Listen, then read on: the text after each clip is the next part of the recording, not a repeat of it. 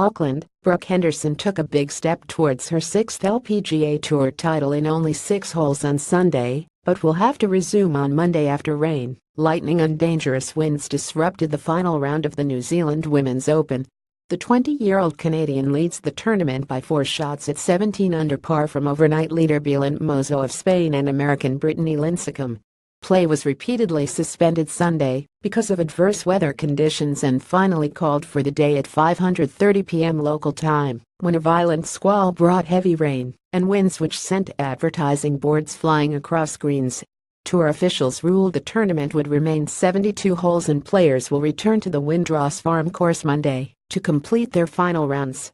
Henderson was 3 under Sunday after her 6 holes. She birdied the 2nd, 4th and 5th holes to move past the faltering Mozo, who was 2 over after 6 holes when a trying day finally ended.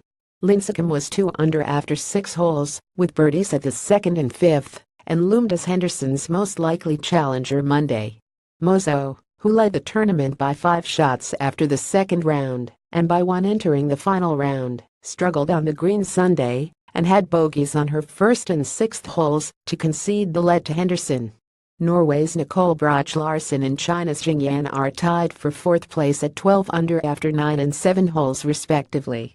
Australia's Suo was next at 11 under through 9 holes, while Hyung Park of South Korea and Thaddeus Swanepoel of Thailand share a 7th place at 10 under.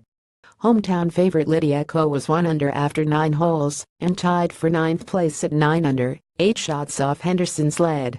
Tournament organizers and LPGA officials were aware of the threatening forecast for Sunday and made provision by bringing forward tee times, hoping to avoid the worst of the weather, which was expected to hit late afternoon.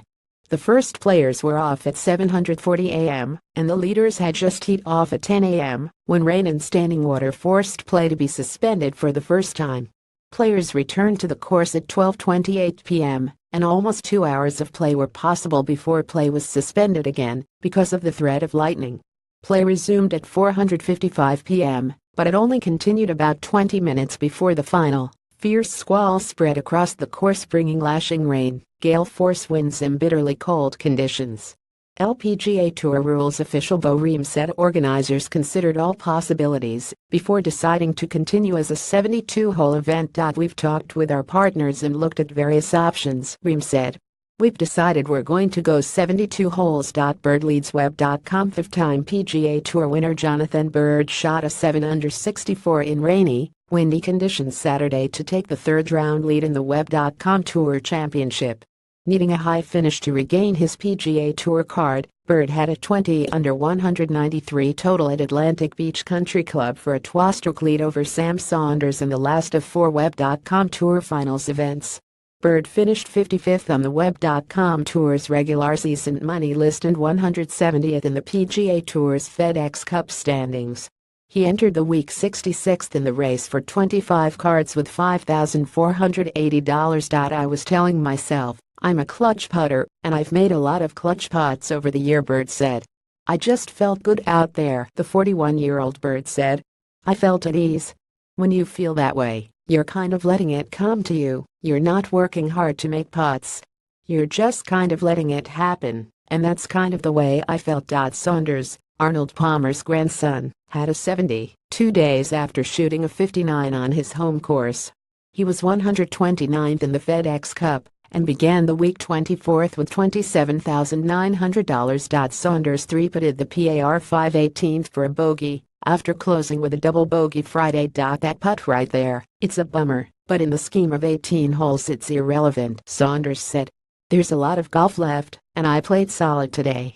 I missed a lot of really short putts, which is weird. I've been putting solid all week. I've just got to work that out, and tomorrow not do it and I'll be fine." Cameron Tringale was 3rd at 17 under after a 65. He was 133rd in the FedEx Cup and 49th in the card race with $10,944. The winner Sunday will get $180,000. AP previous page next page.